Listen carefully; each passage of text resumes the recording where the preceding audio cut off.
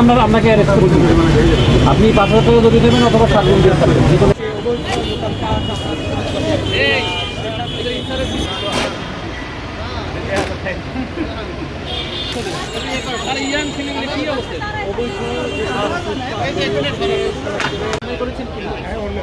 এই রাস্তা পরে এগুলো রাখা যাবে তুলা। দর্শক, আপনারা দেখছেন ঢাকা মেট্রোপলিটন পুলিশ রাজধানীর ফুটপাত ও সড়ক দখলমুক্ত করতে কঠোর অভিযান শুরু করেছে। বুধবার 1 এপ্রিল সকাল 10টা থেকে রাজধানীর মগবাজার মোড় থেকে বাংলা মোটর পর্যন্ত এই অভিযান পরিচালনা করা হয়।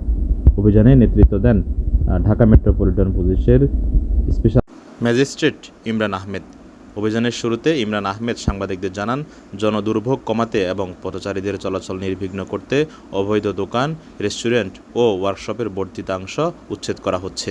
এছাড়াও ফুটপাতে ও রাস্তা দখল করে রাখা অবৈধ স্থাপনা ও দোকান উচ্ছেদ করা হচ্ছে।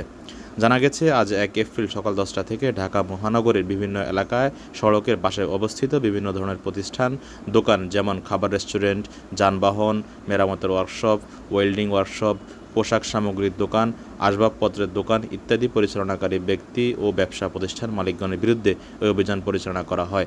অভিযান শেষে ইমরান আহমেদ জানান, আজকের এই অভিযানে তিনি নগদ 15,000 টাকা জরিমানা করেন এবং 49টি গাড়ির বিরুদ্ধে তিনি বিডিও মামলার অনুমতি দেন।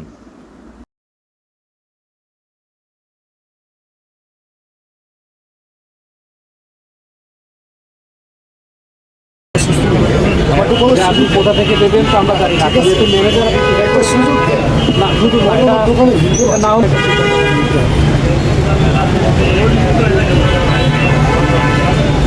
ঠিক আছে।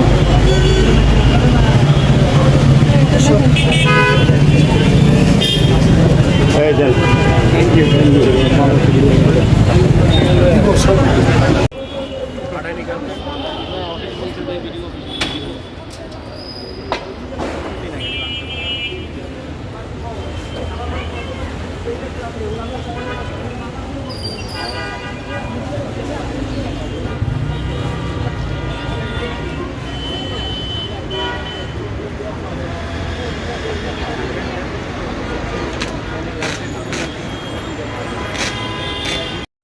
এদিকে অভিযানের বিষয়ে ইমরান আহমেদ জানান, গণবিজ্ঞপ্তি দেওয়ার পরে আজকে আমাদের প্রথম অভিযান করেছি। অভিযানে দেখেছি রাস্তার পাশে ব্যবসা প্রতিষ্ঠানগুলো তাদের জিনিসপত্র ফুটপাতে রাখে। আজকে আমরা জানি অভিযানে আসছি আপনাদের সতর্ক করার জন্য, এরপর আমরা গোপনে আসবো। তিনি বলেন, অভিযানের খবর শুনে অনেকে আজকে সরে গিয়েছে, আমরা অনেকে তাদেরকে পাইনি। আজ যারা সরে গিয়েছে ওরা যেন আর ফেরত না আসে, যদি আসে আমরা কঠোর অবস্থানে যাব। ইমরান আহমেদ বলেন, এই অভিযানগুলো আমাদের চলমান থাকবে।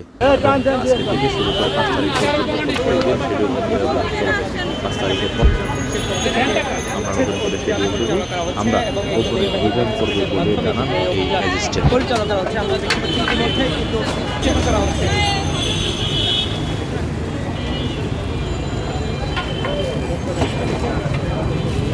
আপনারা দেখতে পাচ্ছেন যে মগবাজার সংলগ্ন থেকে বাংলা মোটর পর্যন্ত পুরো